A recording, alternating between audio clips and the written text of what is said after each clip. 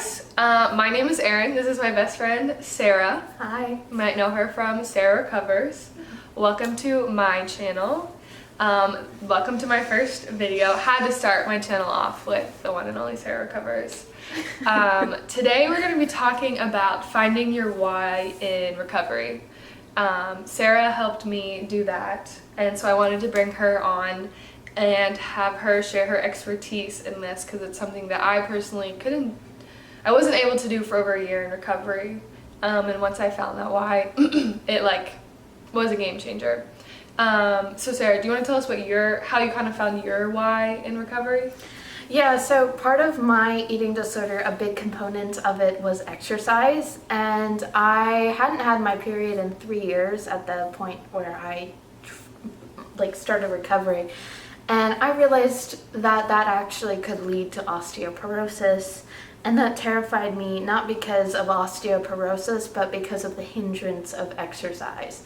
So I didn't want to get osteoporosis, so I didn't have to stop exercising and moving, because I didn't want to break a bone at 30. So I started going down the rabbit hole of osteoporosis and not having your period, and then how to get it back. And the common denominator was you have to eat.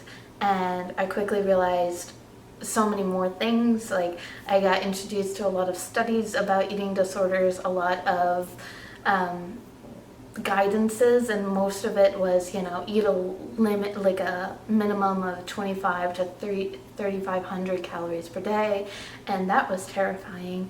And I then decided to actually do it after having all this research in my head, swimming around, knowing that the end result, if I ignore what I know, is going to be debilitation. I just knew my body was going to fall apart, because at that point in time, I kind of felt like death. I felt like walking death. I remember hitting my certain number of steps in a day requirement, going up a hill, and just feeling like death. It was bad. I was not feeling great. So then I decided to recover. And the thing is, recovery, it's hard. Who would have known?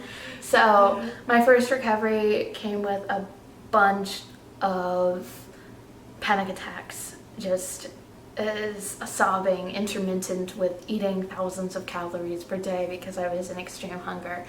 And when you're in physical and emotional turmoil, and when that happens, you have to have a reason why you're doing this, because it was so much easier to just stop, but I needed to fall back on my why, and my why was always osteoporosis, even though the osteoporosis term encompassed so much more, but that was my I need something quick, just give me a little motivation, and that was osteoporosis.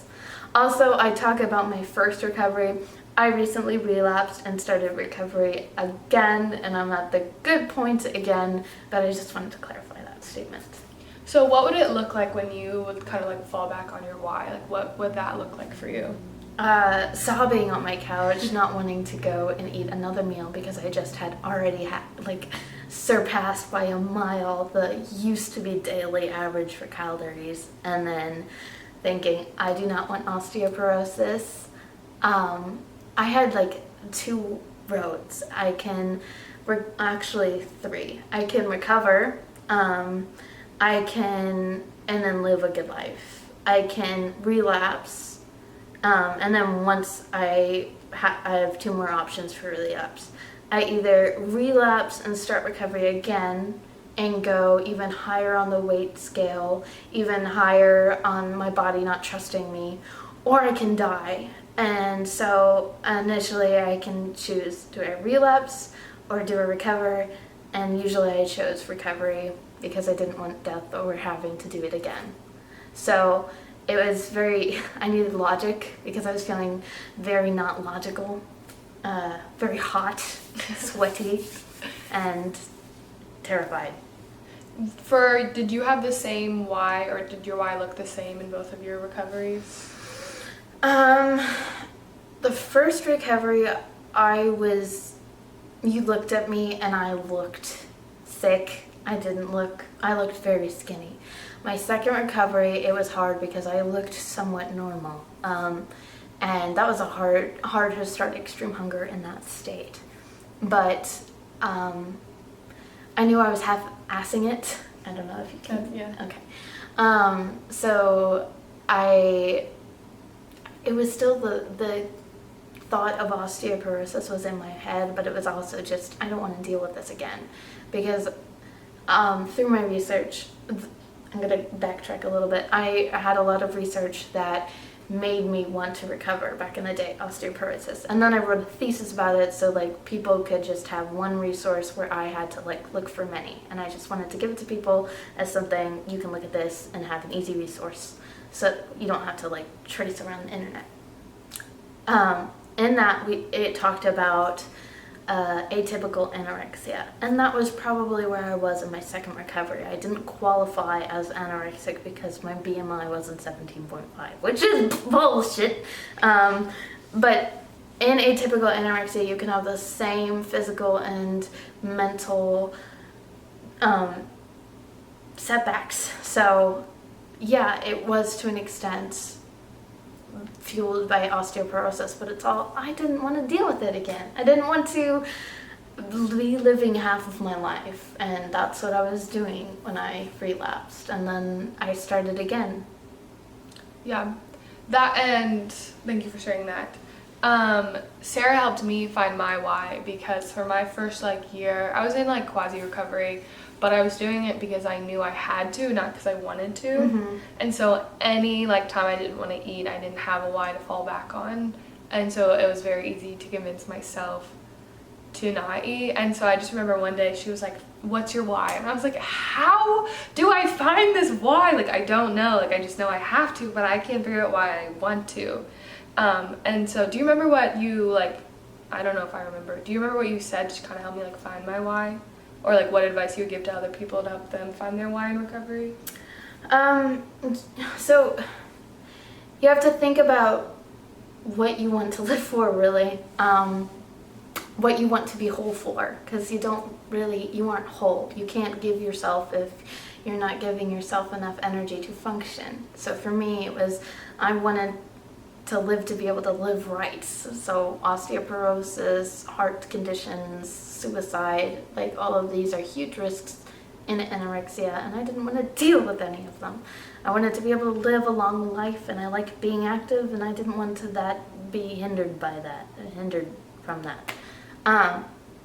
For some people, it's not that. For some people, you can explain away, I know for Erin, she isn't interested in having children in the future, so the fertility issue, back burner. We don't need that. We didn't ever need that. So sometimes health can't be that thing that you want, but then you think, she teaches, so I want to be there for my kids. What do you want to be whole for?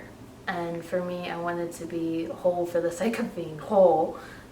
For others, it's not that. So when you are in the darkest, you need a rope to hold on to climb up. And what do you want that to be? What do you want to be climbing to in the future?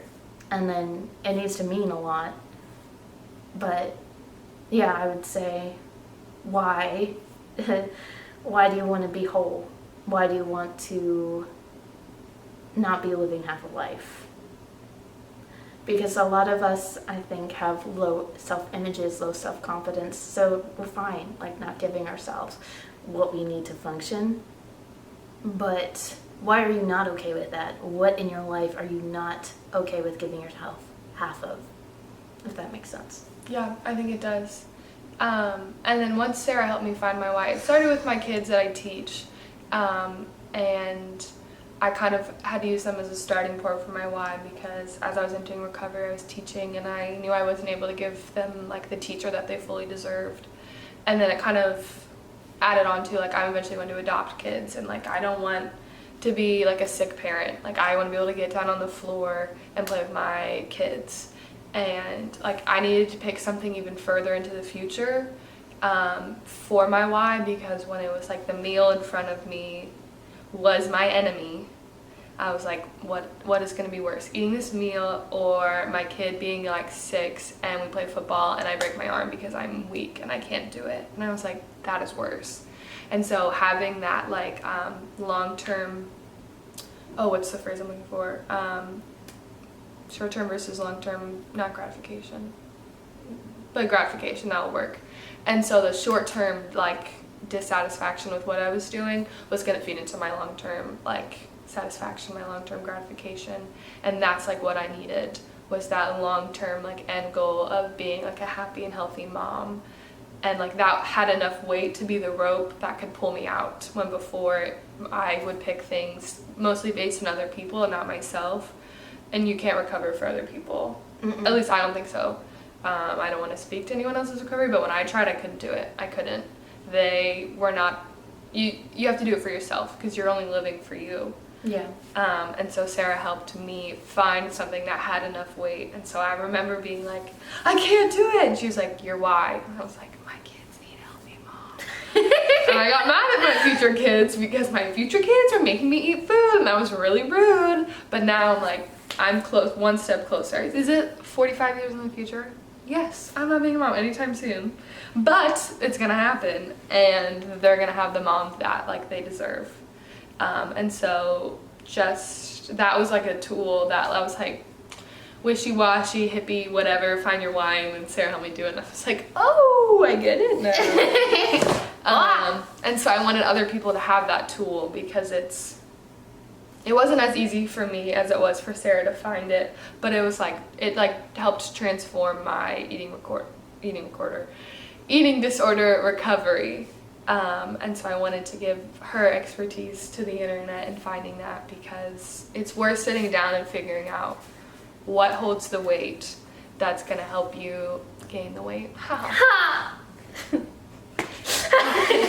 So on that note, whipping my way out of here.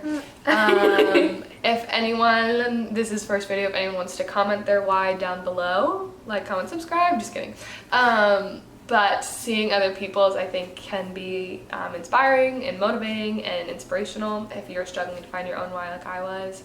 If you somehow have found my channel not through Sarah Recovers, leave this video right now, go subscribe to her channel. She is the brightest light on the internet.